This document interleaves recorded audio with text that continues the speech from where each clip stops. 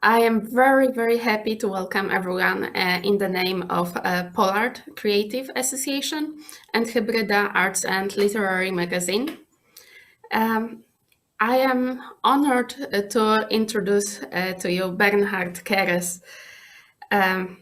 who inspires others to dream more, learn more, do more, and become more. So, welcome. Thank you. Bernhard Kerres is an executive coach and a keynote speaker. He is a friend to many musicians who now struggle during the COVID crisis. He is former CEO of the famous Vienna concert house.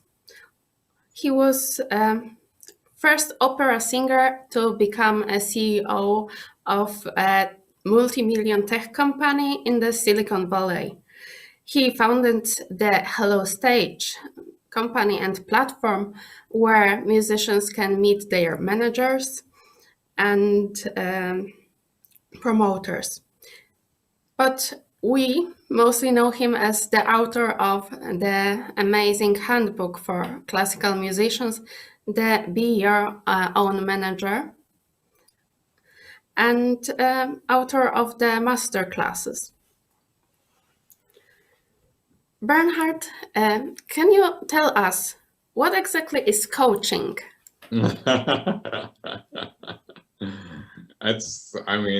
We could talk about that the next 2 hours, I think. Coaching, I can tell you what coaching is for me. And perhaps I'll explain a bit longer. When I came back from Silicon Valley in 2016, I worked as a consultant for various companies and for entrepreneurs, helping them with their startups and so on. And people came up to me and say, "Hey, can't you coach me?"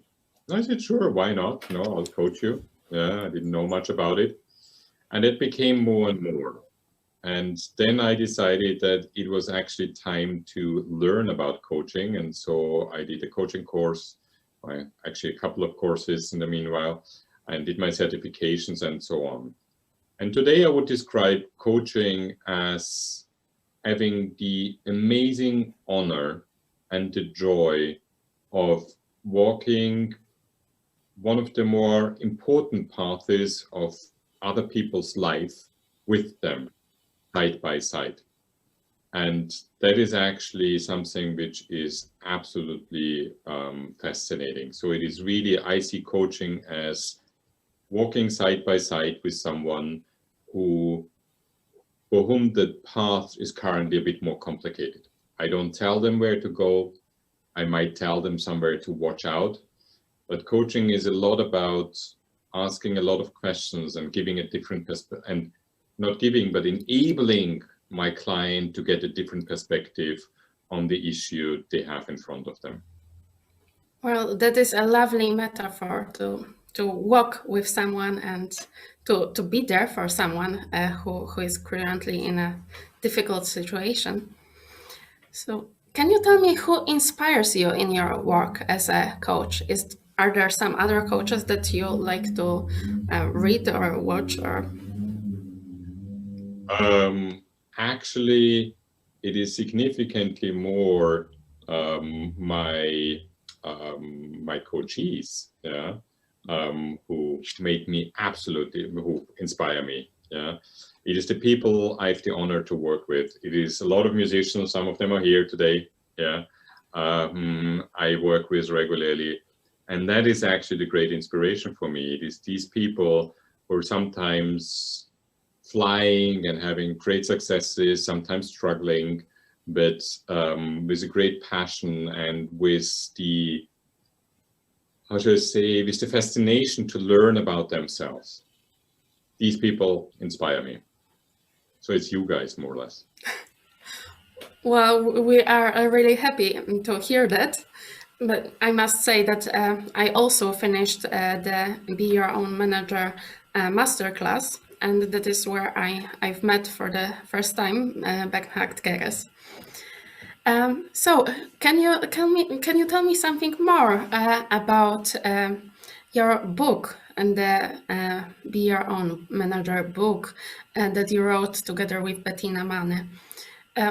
What is it about? So Bettina and I were working together for many, many years, first at the Vienna Concert House, and later she joined me as a co-founder in Hello Stage. And for many years, we heard so many questions from artists, younger ones, more experienced ones. 90% of the questions were, where can I find a manager? There were a couple of other questions too, yeah. And at some point, I think we were bored or so. We had enough of these questions. We'll write a book which answers 80% of the questions a musician has. And that's what we did. And the book has hopefully answers to a lot of questions, from marketing to sales and to doing a CD and doing social media or not doing it, and then. And it was really the purpose to give something in the hand of musicians which they can either read from beginning to end, or just read a chapter saying, today marketing is really important for me, or I need to read up on website, how should I do a website or so. So that was the idea actually behind it, as a practical handbook. And what I love is sometimes to get photos from people who have really used it as a workbook, with a lot of notations in there and stickers in there and so on. Yeah, and you could see the book is used. Yeah. That is fantastic. But the purpose was really to give something into the hands of musicians of the 21st century and say, hey, that might help you a bit in self-management and in entrepreneurship. I like actually the word of musical entrepreneurship much more than self-management. What is exactly the difference? Self-management and musical entrepreneurship? The difference for me is that as an entrepreneur, you're happy to go out and make a business and create a business for you and for your music. Whereas self-management is kind of a more passive role. You wait for things to happen and then you kind of do them. Yeah.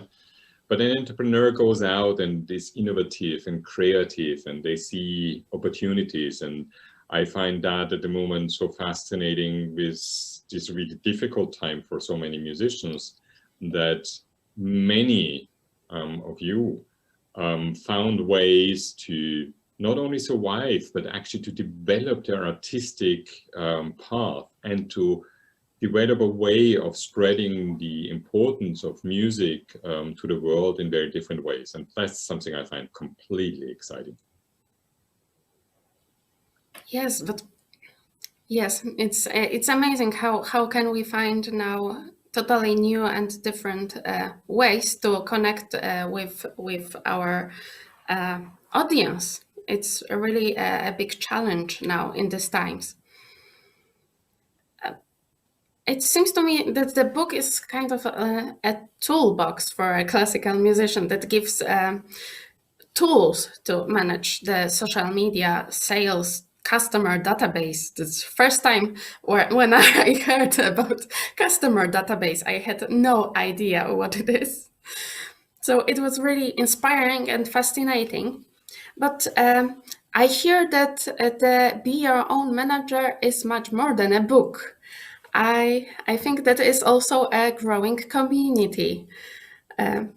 Well, that's one of the very positive and surprising things which happened, for me at least, out of COVID-19.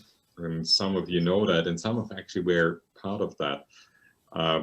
So that was mid-March of this year, and it seems ages ago, unfortunately.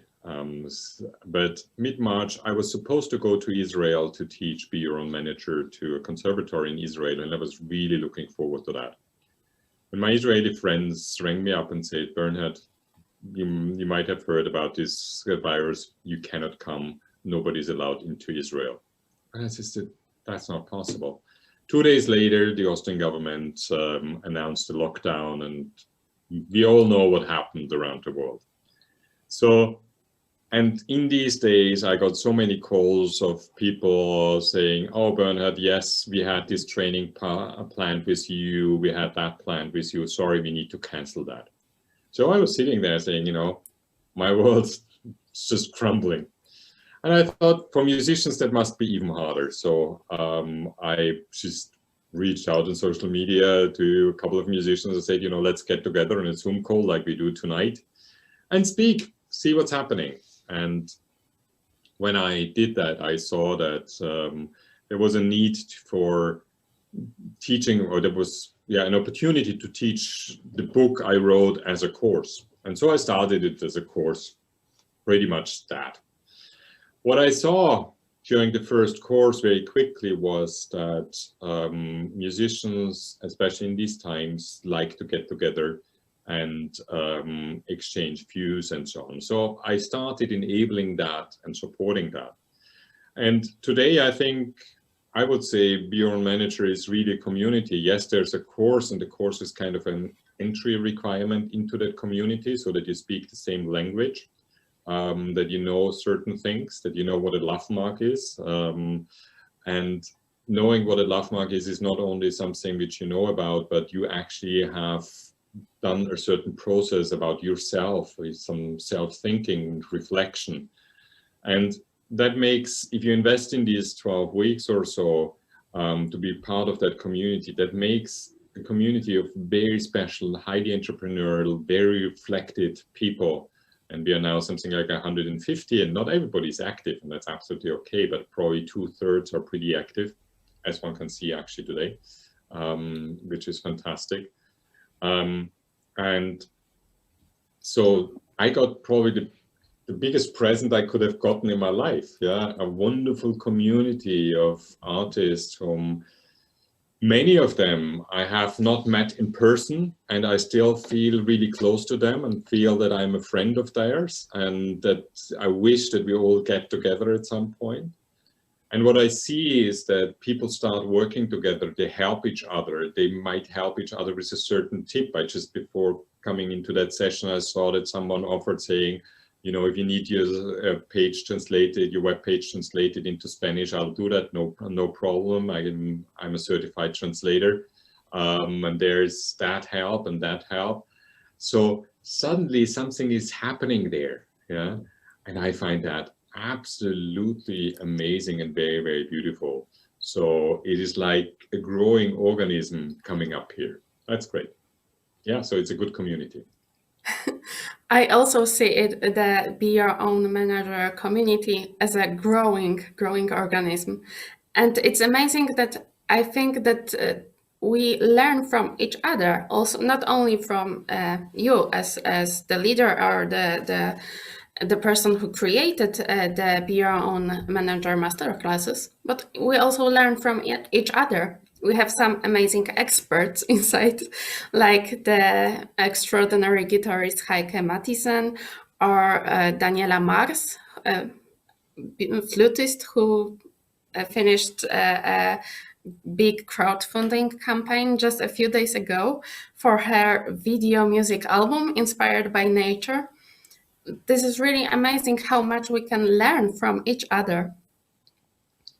That is an important principle. And so before I started the course, I did trainings for executives and so on. And I had the joy and have the joy of working with wonderful young behavioral scientists from Iran, actually who lives here together. And we speak a lot about adult development, what makes adult development, how do we develop and learn as adults. And we don't learn the same way as at school. Yeah. At school, there can be a teacher and I listen to the teacher. As an adult, the teacher needs to be really, really, really good that we listen to them. And then we might do that for 20 minutes, but then we'll take out our phone and kind of look on what's happening on Twitter or somewhere. So we learn a lot about from the social support system we have. Yeah, and so the main idea was with the Be Your Own Manager course also to start creating these social support groups. And so every course has these cells, yeah, of 8, I think, people in a study group, and they become then the class, and they then become the community. And for many musicians, it is very new actually to work together for 12 weeks with 8 people they've never met in their life, yeah, and try to make it work. And some can't make it work, yeah, but most do. And what I find fascinating, that they actually continue to stay friends and work together, yeah. But that was, I mean, by part chance, by part design, to try to enable that, and that really works, makes me very happy. Yes. It is said that among population, around 10% of people are natural leaders. Do you think that's also true for the Be Your Own Manager community? Well, I would say that actually almost everyone in the community is a natural leader. Yeah. And no, actually everybody is a natural leader in there. And that for many, many reasons. One is being a musician in a difficult time is a challenge, and it needs leadership for yourself, yeah, to actually move forward. And I think we all know people, also musicians, who sit at home and kind of don't know what to do and where to start. And I'm sorry for them. Yeah, they need all our support. There's no question about it. But there are others who say, you know, times are tough. Yeah, I'm going and signing up for a course like Be Your Own Manager or any other. Yeah, I start learning. I start taking action. I take responsibility for my life. Yeah, that's actually where leadership starts, taking responsibility.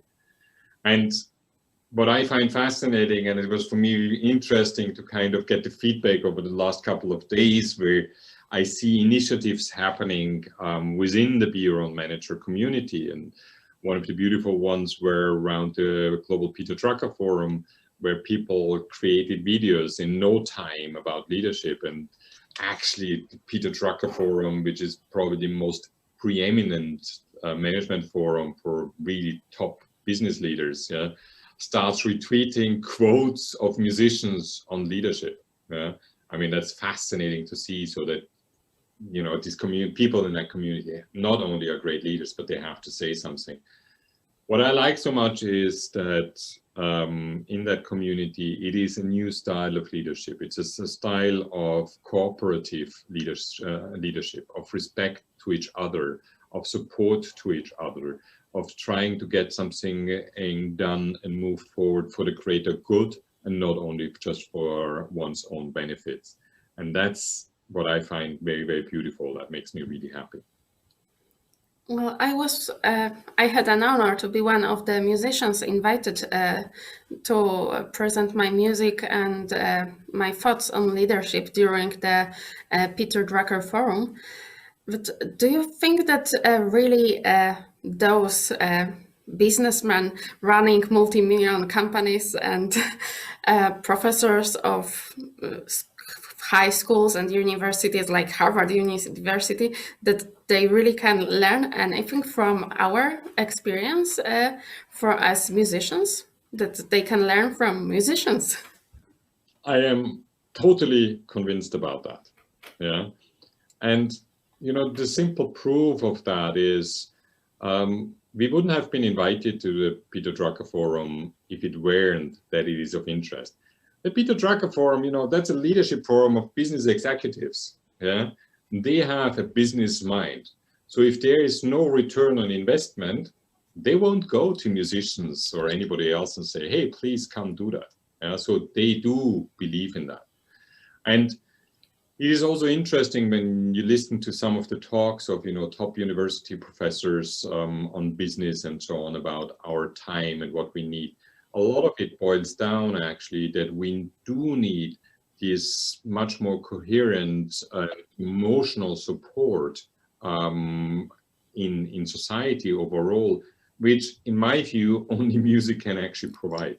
Yeah, and you see it actually also now in social media and so on. Yeah, how much they share, they read, they listen. they reach out, and I know from Daniela Maas, for example, because you quoted her before, that some of these, business leaders, finance gurus, and so on, actually supported her crowdfunding campaign. So they do need it, and they enjoy it, and they really respect it. So you believe that the society needs music? The society absolutely needs music. Yeah, this is key. Yeah, it's very funny for me because over the last, I don't know, 8 years or so. Yeah, I don't know when I did this one talk, this one keynote the first time, and it's a keynote about the future of society. And to make it very short, we are at a turning point, and we can go in two different directions.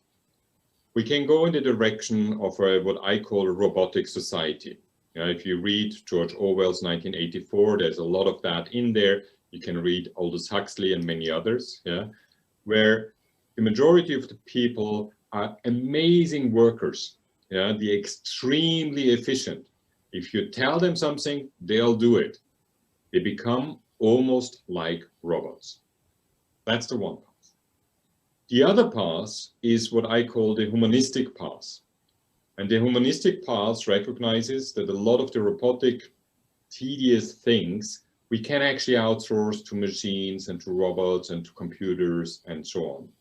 But for the more creative thinking, for the solving of much bigger problems and challenges, and for making the world a better place, we need significantly more creative thinking.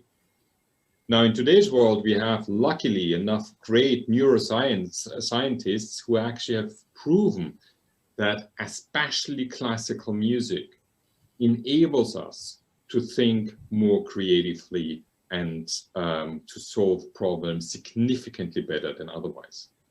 So there is this decision in society: do we go into a robotic society, or do we continue and go stronger into a humanistic society? And I'm a strong believer, as you can imagine, of the humanistic society. I think there is such a lot of potential there, so much more potential, which we can't even estimate at the moment.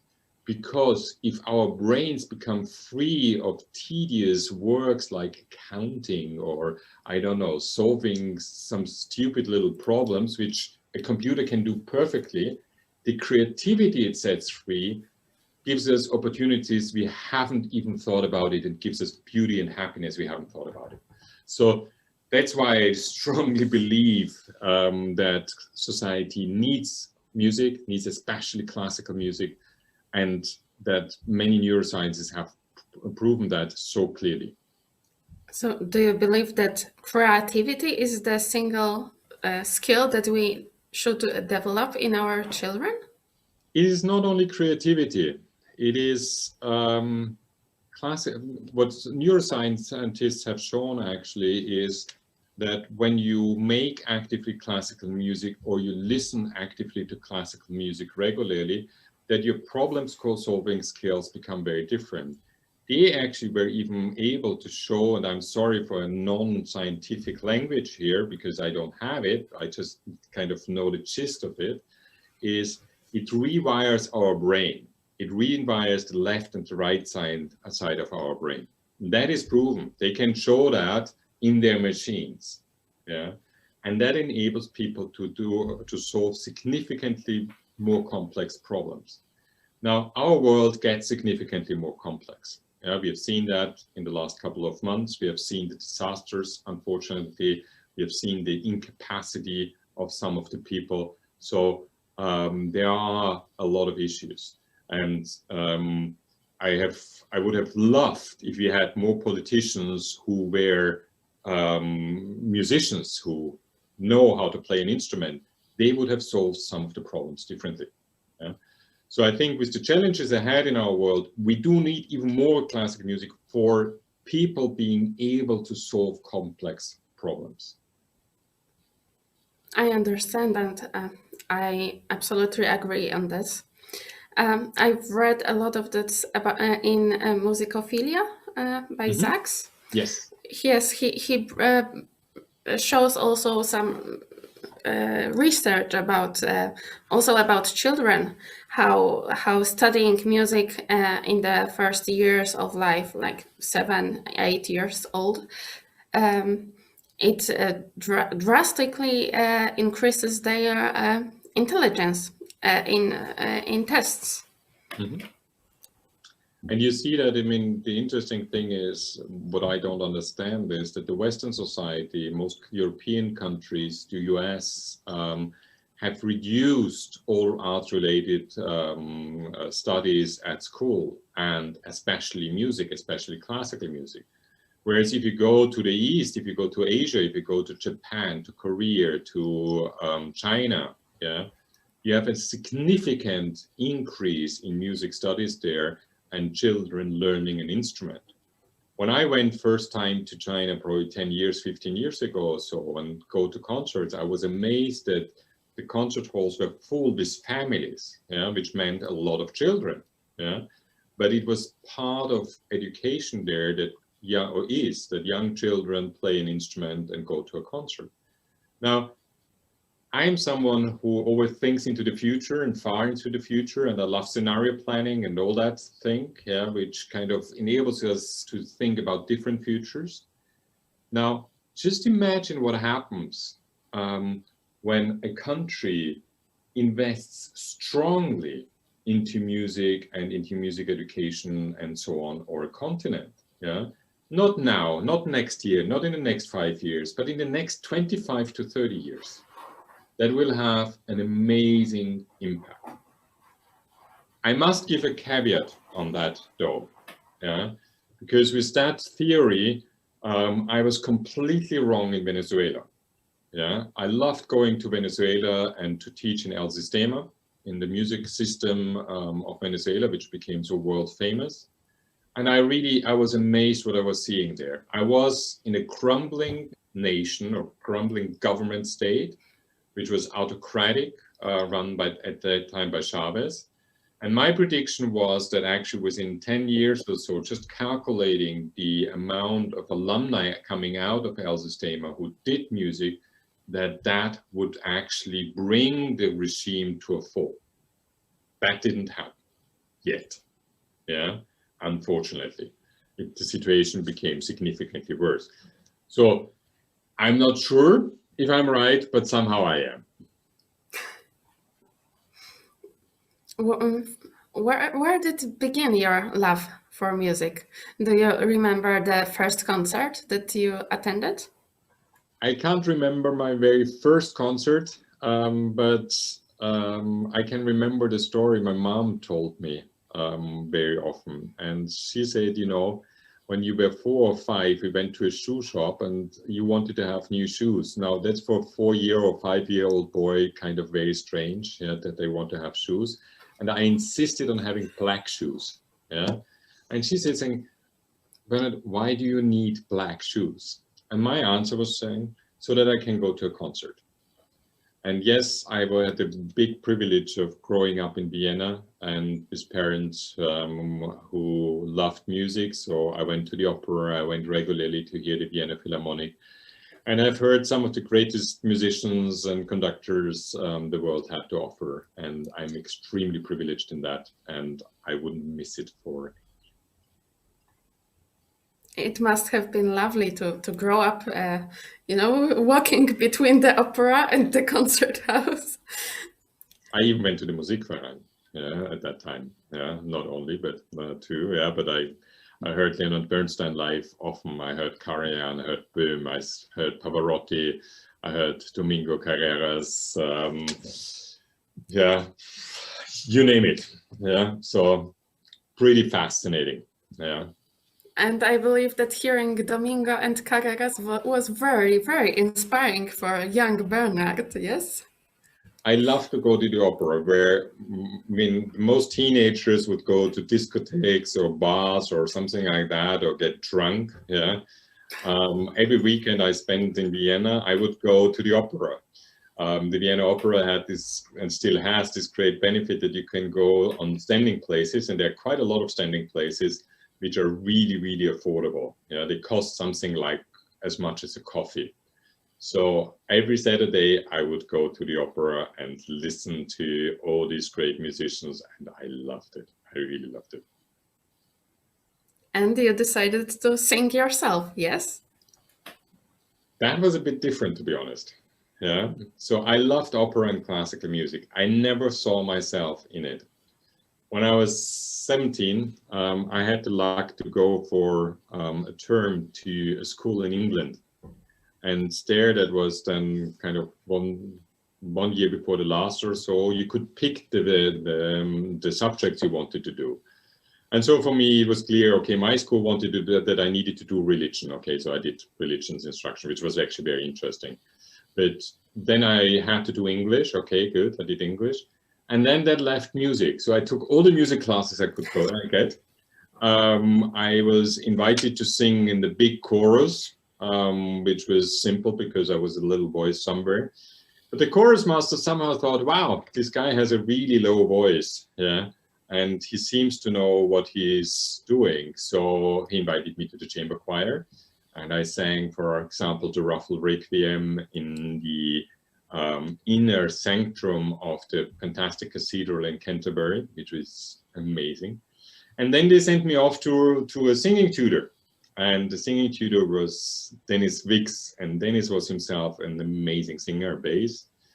Dennis was the kind of bass to go to at Covent Garden at the Royal Opera House in London, as well as at the English National Opera.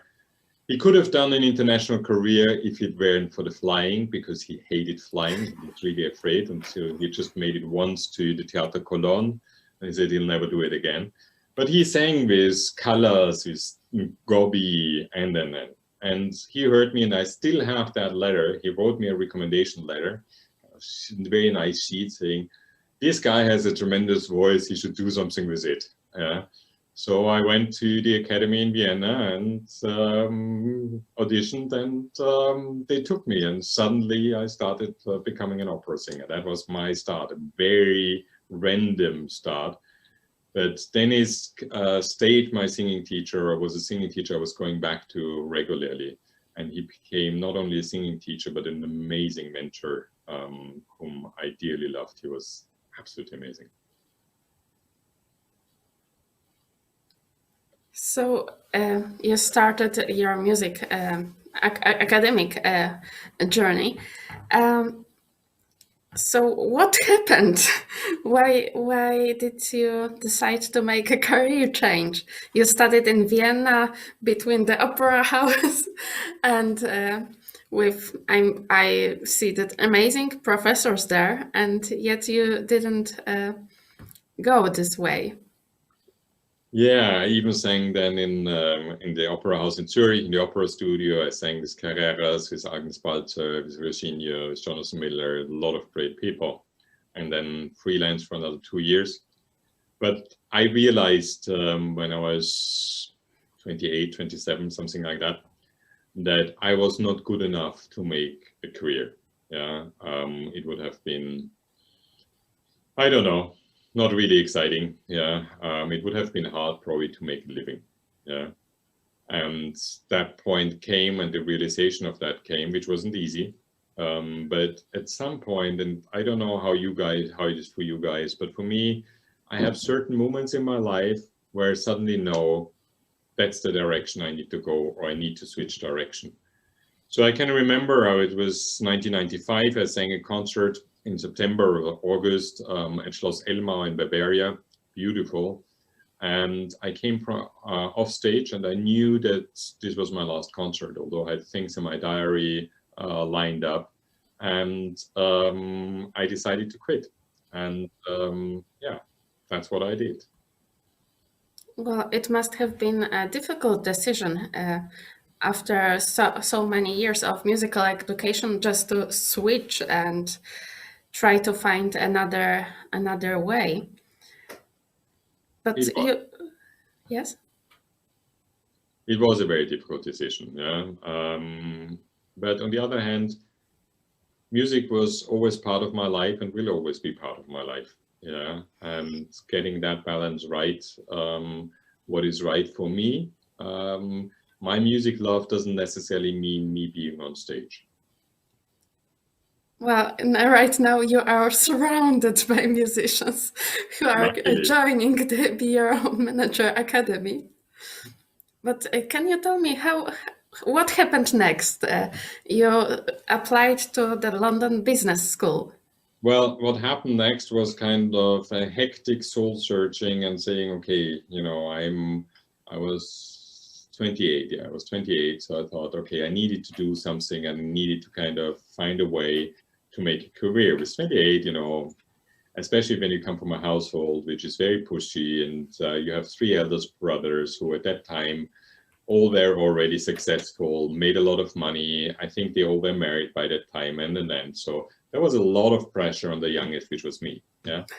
And so I coached actually with one of my brothers through the GMAT test, which is one of the requirements to do an MBA, because he was really bad in mathematics, and I was always good the year before. And then I thought, you know, I could do it myself. I coached my stupid brother, yeah, through the GMAT test, so I'll do it for myself. So I did my GMAT test, did it pretty well, and then started applying to business schools, knowing that I needed a couple of things to get into a really good business school. And one of that was not only a good GMAT, but actually to have some work experience outside at the opera stage. And so I thought, what can I do? I know a bit about music and the classical music, and I'm good at speaking. So why not be a consultant and be a consultant for the arts world? So I thought, you know, there are not many consultants for the arts world in Germany or Austria. Not easy. So at that time, you know, that was pre-internet. Yeah, that was with books and newspapers, guys. You don't know that time. So with books and newspapers and magazines, I found out that there were some consulting firms in the UK doing consulting for the arts. So I thought I'll apply to them. Like it's normally, you write out applications. I don't know how many I wrote, yeah, probably 20 or so, at least 10 to 15, and probably 15 didn't even bother to answer. And that was still with mail, no emails or so at that time. Yeah, you wrote a letter, you brought it to the post office, you mailed it. Okay. Couple of them said, very nice, but no thanks. And one of them said kind of, Bernhard, if you happen to be in London, come by, let's have a coffee.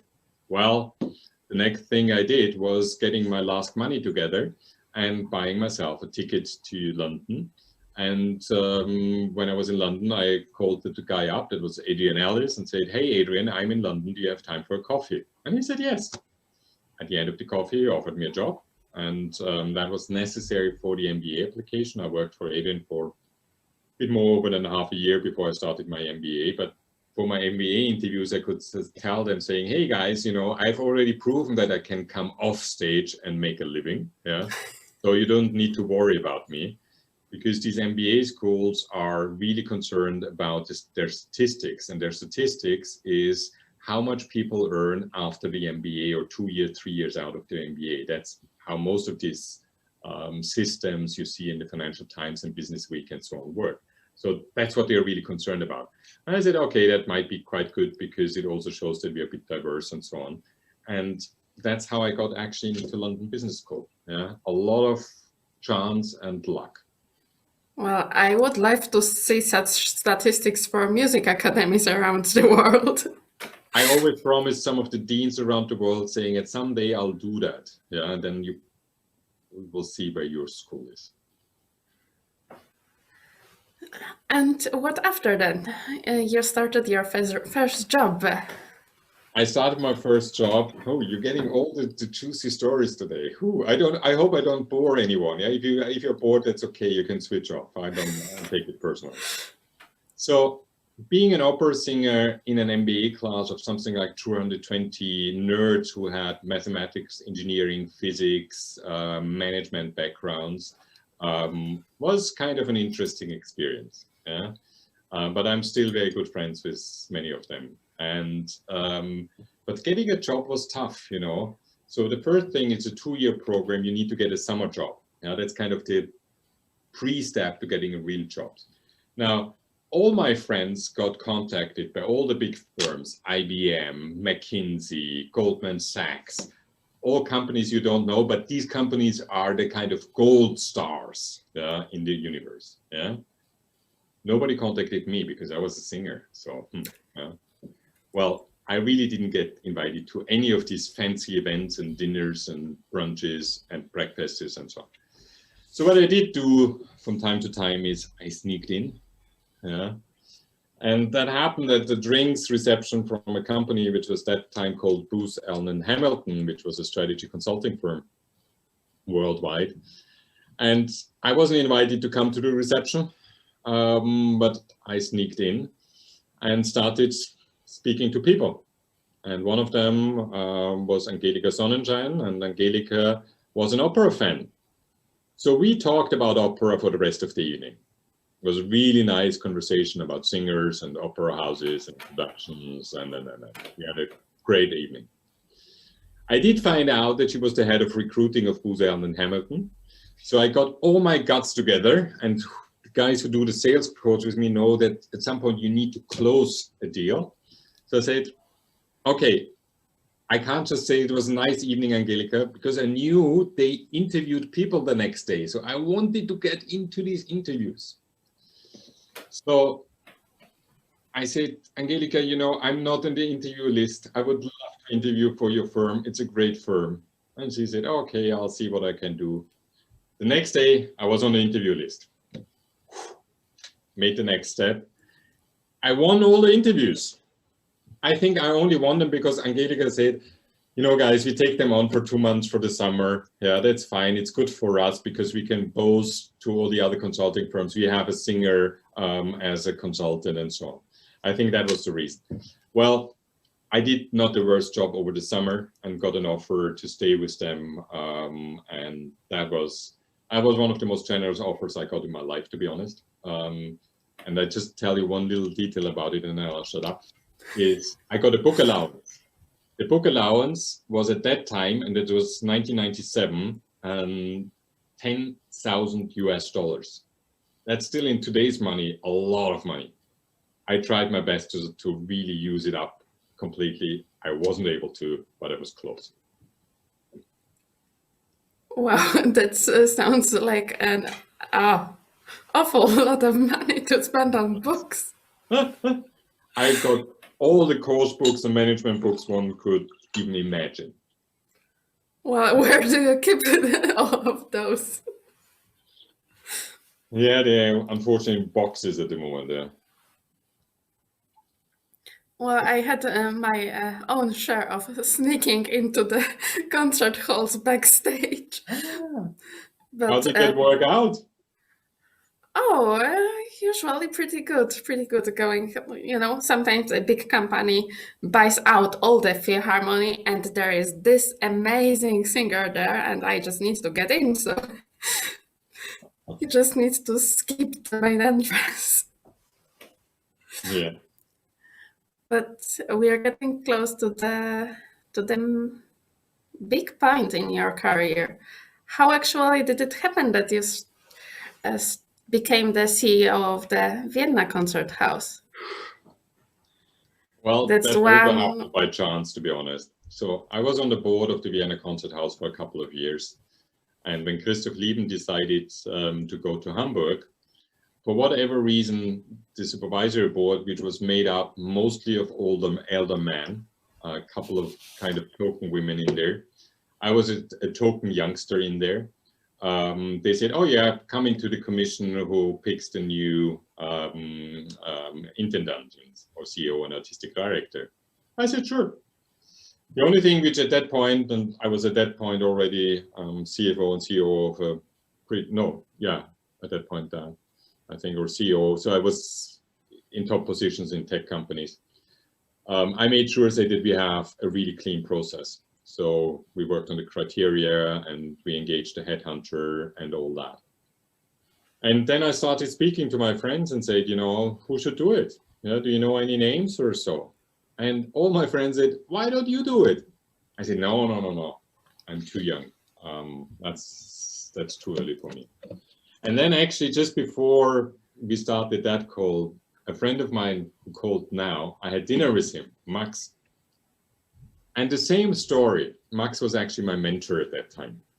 Max actually asked me saying, why don't you do it? I say, Max, I'm too young for it. And he said, Bernhard, and he will not confirm that, but he said that, Bernhard, you're completely stupid. If you want to do it and you get the chance, do it now. Yeah, grab the chance. And that made me thinking, said, probably he's right. So I dropped out of the commission to find a new intendant and said, you know, if you guys are interested, I would love to do it. And that's how it went.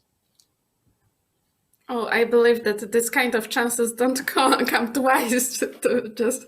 It's a very important point, Izabela, and that's why I'm telling you that is, we sometimes there is a chance and we need to grab it, even if we don't feel ready to it. We need to go after it and say, we do that. Yeah, and I'm so happy that I did that. I'm so glad I had for Max pushing me to do that. Well, it's always great to have someone to cheer you on and coach you into do things. Absolutely. Yes. Do you believe it all happened on chance or blind luck, or do you believe in fate? I don't believe a lot in fate. I believe in a combination of a lot of luck, of being at the right point in the right time, of bit work for it. I think more about responsibility. If you take on certain roles, actually it doesn't matter what roles or what you are and where you are. I think we have a responsibility in life, and I hope that I'm at least partly living up to that, and that's probably what drives me. The responsibility? Responsibility, yeah. If I get a job like the concert house or be a coach, or so, it's a huge responsibility towards other people, towards a greater good, yeah, towards our society. And if I can do a tiny little part, yeah, that is my responsibility to move that forward. Well, I believe that you do a lot for the Be Your Own Manager community in supporting each of us individually, but also for just creating this amazing space where all of us can meet and can exchange our views and sometimes even work on projects together. I'm not creating that. Yeah, the only thing I did is probably putting in the first planks of a stage which you guys are creating. Yeah. And that is actually the fascination for me on that. Yeah, that yes, okay, I had the idea and I had a bit of luck in doing that. Yeah, I put in a couple of planks, yeah, but you guys are now actually continuing to put more and more and more, and all that becomes a wonderful stage. Yeah, and you start moving and using that stage, yeah, for music, for what you believe in, yeah, for each other, for supporting each other, and that is amazing. Yeah. So yes, I'm happy to have put in the first couple of ones, but that's it. Yeah. Now we do it all together. But well, still some of us and some of our friends are struggling during the first lockdown, now the second lockdown. Do you have any advice for us musicians during this time? I think the first one is that as a musician to realize that you're doing something and you can create something which society needs significantly more now than ever before. We are in a state with all that lockdowns and so on, which are really difficult for society overall. With what you guys are doing, with the music you're doing, you're bringing joy, you're bringing emotions, you bring something what people are actually missing. And this purpose you should never forget, even though that times at the moment are really difficult, yeah, for many, I know that, yeah. And Magda just told us that she doesn't know if she can do her concert on Saturday or so, or this week, yeah, because of the lockdowns, yeah, and you work towards something, yeah, it's a big thing, yeah. And you need to realize that's probably not going to happen. Yeah, that is very, very frustrating for a musician. And I know that a lot of musicians have huge economical problems. Yeah, they don't know how to pay next month's rent. Yeah, so it becomes really scary. Yeah, but besides, and if we can kind of hold together and realize saying, yes, we'll help each other as much as we can, but it is much more important to think that as a musician, you have the most important role in society at the moment, more important than most other people. Yeah, your role is more important than any of the politicians out there. Yeah, because you can give something to people which will help them to feel better the next day. And that's something which only musicians can do. And that's something, this purpose, if we all can kind of remember that purpose we have, yeah, we will get through that crisis, and we will also get through the individual crisis some of our musician friends have, as long as we really hold together. Well, that is a really beautiful thought, that it is our duty, our musicians' responsibility to bring joy to the people. Yes. You see it this way? I think is, for me, going even deeper than joy. Yeah, because joy is such a kind of, I have joy of drinking a glass of water or wine. Yeah. As a human being, yeah, I see us on kind of 4 different areas. Yeah, we have a rational area of conversing like we do about things. Yeah, and that's the one which in today's society is seen as almost the only one. Yeah. We also have a physical one, and that's why a lot of people go for runs and into the gym and. So that's a second one which is pretty accepted. Yeah.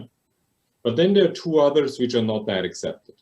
There is a spiritual level and there's an emotional level. When I speak about spiritual, I'm not speaking about religion. Yeah, I'm speaking about the understanding that there are connections in our world and outside of our world which we cannot explain by physics, but they are there.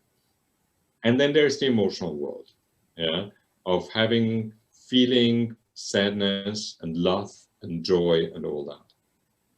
And music especially goes on that level of emotions and spiritual connection. So much more than any other form I know or there is. Yeah. And that's why, because especially in these difficult times, yeah, we are so much on the rational level. And yes, we go for walks and jogs and all that because that's good for us, and the politicians allow us that under certain circumstances, yeah, because they say, please don't sit at home and get fat, yeah, move your body, yeah. So that's exactly, but that doesn't make us whole. To be whole, we need the emotions, we need the spiritual connection, and music can enable us and support that. And that's why music is, I don't know, it's like as essential as drinking water. Well, it's difficult when we see that, for example, I didn't go to not a single one, a live concert since March. And when missing on this experience of live music, you remember how important it was when you don't have it or can't have it. Absolutely, and it is difficult, and I can't wait for live music again. But what I've seen over the last couple of months is so fascinating, and that might be, I mean, some of you guys are here, yeah? I mean, Monica's video she did for the Global Peter Drucker Forum, yeah, was one of the most beautiful videos I've seen in my life. Yeah, it went so deep. She did a Barmedy from Bach, recorded it in a beautiful place in Budapest. Yeah, it was amazing. Or Izabela, what you did last Sunday or 10 days ago. Yeah, opening up your home to whoever wanted. Yeah, yes, via Zoom. Okay, yeah, and played for us and told us a bit about the music. Yeah. These moments are so rich and so beautiful that that as a music listener and music fan, I just going to please give us more of that. Yeah, we really need that. And yes, we're all looking forward to live music, but just because live music is not there, there are ways of having that and of doing that. Sometimes I really don't know what helps you keep this positive energy and stay so optimistic. Look around. We have 14 people here, yeah, who are eager and about music and so on. Yeah, it's you guys. That's what we need, that social environment and support. Yeah, if we hold together, we'll get through that. Yes, I believe we will get through this. So, what are your plans for the future? Or can I... Well, there have been some rumors about the second book, or some people are saying about 2 second books. Well, there's one manuscript on my table, which I haven't looked at for a year now, but it's a very different book. And but that's kind of, it needs one work over, and then there is a second book in my head, which I need to start writing at some point. Yeah, so yes, if I would have some more time to write, I would enjoy that. I don't see it quite now, because I spend a lot of time with clients, which I love too, but I need to get that balance right. But luckily next week I'm teaching another time management class, so hopefully I'll teach it a bit for myself too. Well, we would love to see the second book and the third book.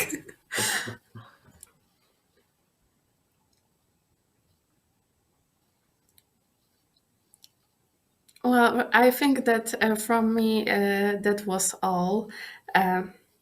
It was a really lovely speaking to you today, and it was a really great pleasure and honor to have you as a guest of POLART Association and HYBRYDA, Arts and Literary Magazine.